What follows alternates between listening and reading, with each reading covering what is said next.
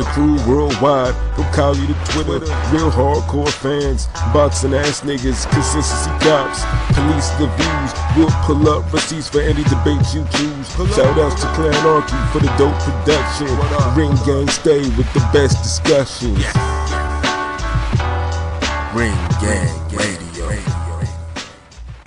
Welcome to Ring Gang Radio. I'm PJ, your rep and moderator for this conversation. We are going to be talking about the recap of the Lomachenko-Linares fight. I'll leave the floor to the gentleman here. Hey, yo, what's up, man? It's Maul. All I gotta say is I give Lomachenko a B+. I mean, he did what I expected him to do.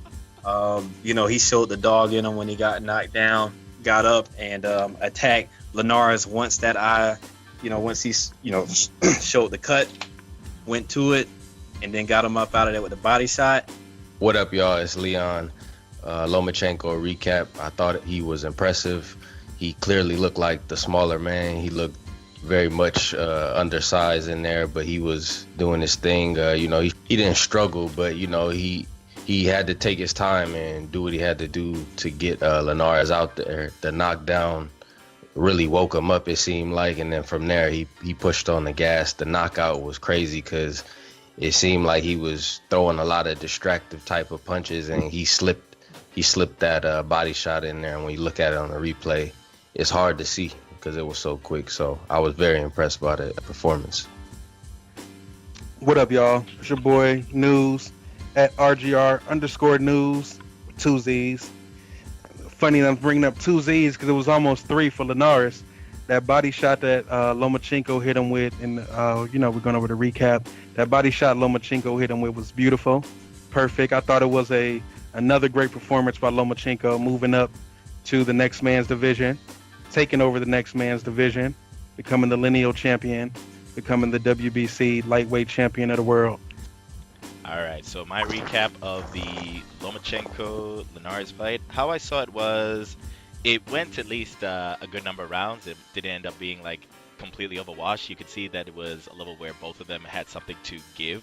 So, for example, when Lomachenko would try and do anything with taking angles, Linares had his own way of taking angles as well and having his forearm in the way, so Lomachenko couldn't get his offense going.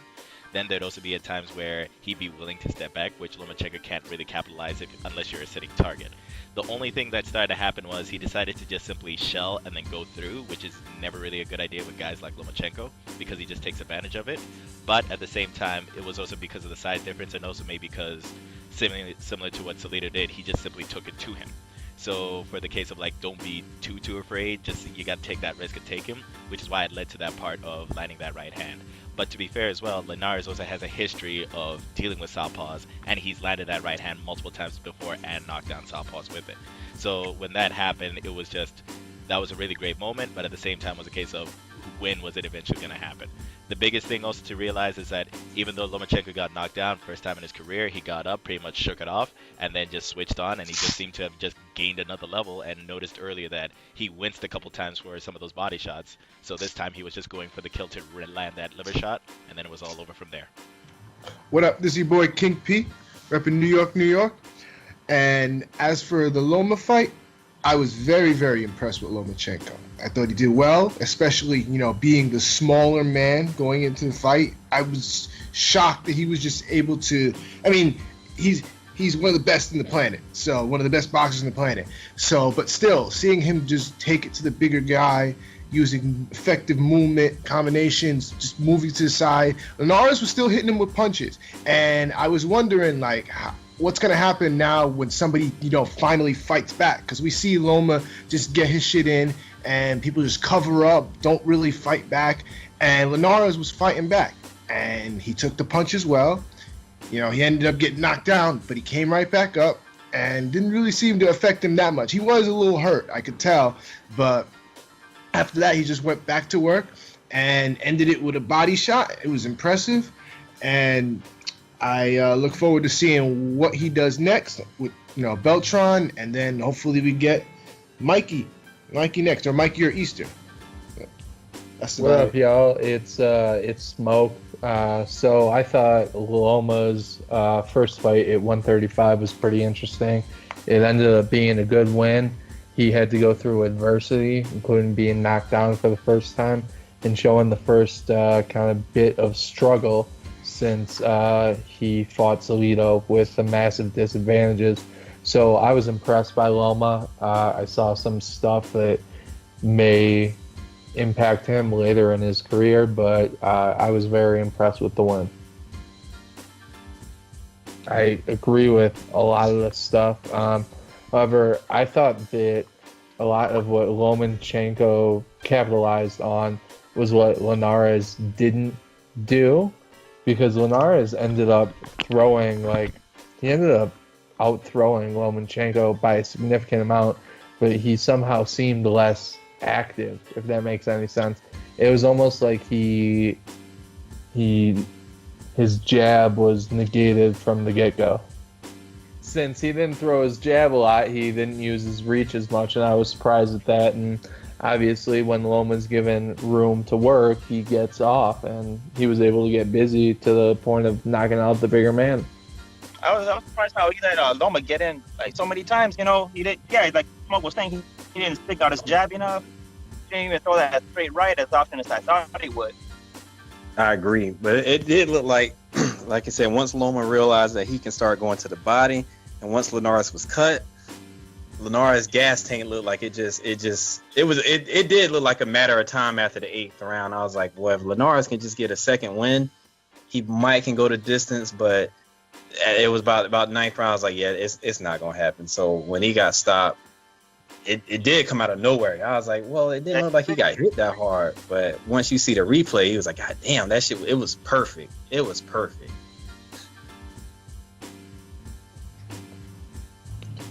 Yeah, for whatever reason, he was shelling up instead of throwing, and if you look at the punch stats, which I rarely go by, but they give you a kind of indicator of what happened.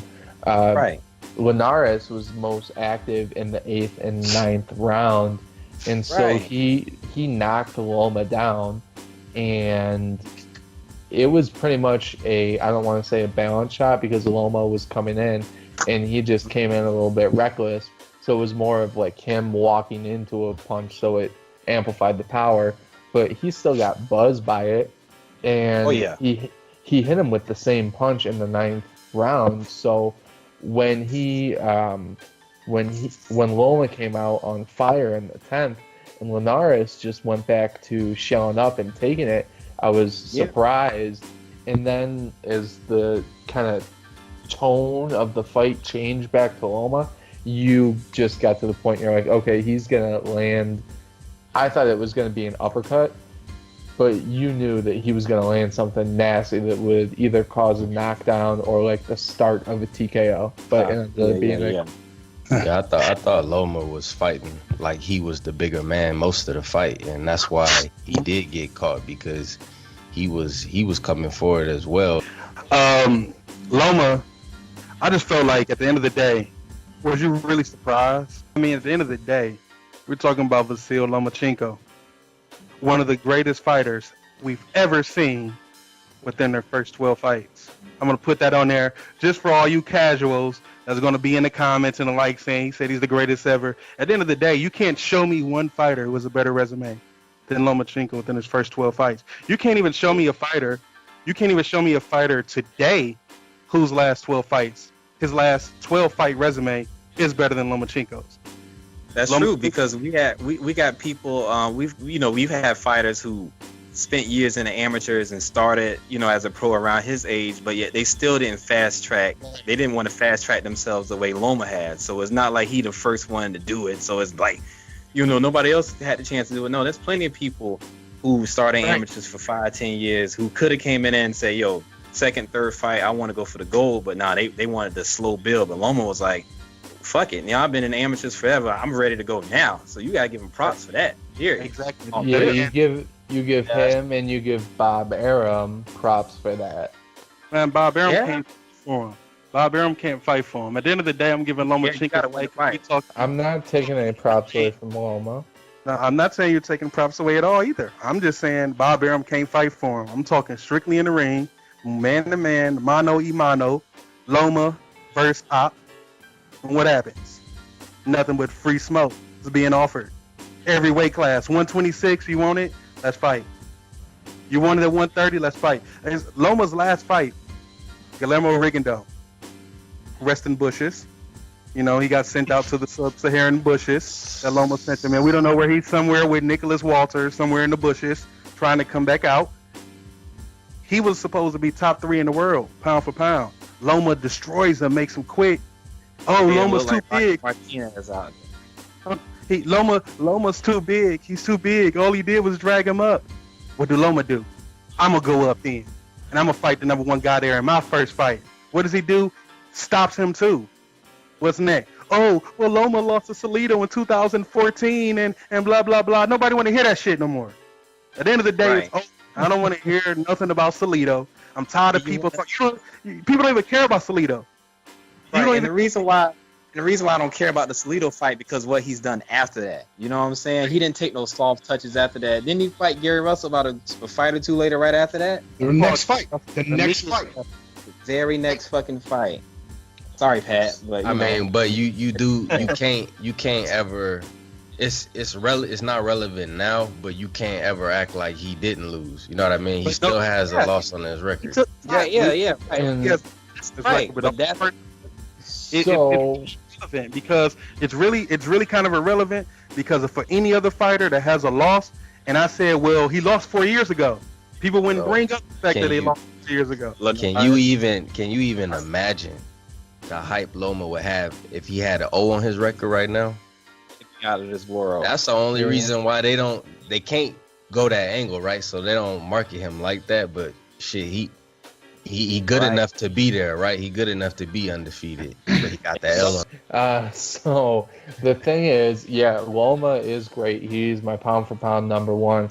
But as we saw in the Linares fight, at 135, he makes, whether it be small mistakes or whether it be just being cocky or overconfident and being reckless, he makes mistakes that a 84 out of 100 boxer, Jorge Linares, took advantage of to the tune of knockdown and buzzing him and being able to land when he decided to actually fight. So Loma is great and all that stuff, and I don't think the Salido loss is relevant anymore unless you're someone who's studying a way to beat or to attempt to beat Lomachenko. Yes, and the only way and if y'all at home studying and you have your book and you have your little book open, so flip the page, sharpen your pencil real nice, and the only thing you can write in, the only way that I can compete with Vasyl Lomachenko is to outweigh him by 13 plus pounds on fight night. That's it. And low blow him the whole fight. At the end of the day, that's the only reason that happened. People bring, again, Salido outweighed him. He didn't even make weight. He fought dirty, and he still only won a split decision. He damn near got knocked out in the last round. Linares height, reach advantage, size advantage, 14, 15 pound advantage on Lomachenko. What happened? Knocked out. People say, oh, he struggled. No, it was a weight difference.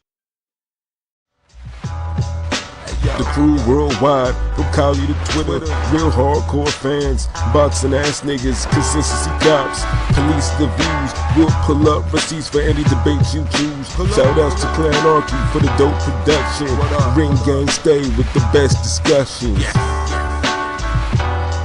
Ring Gang Radio.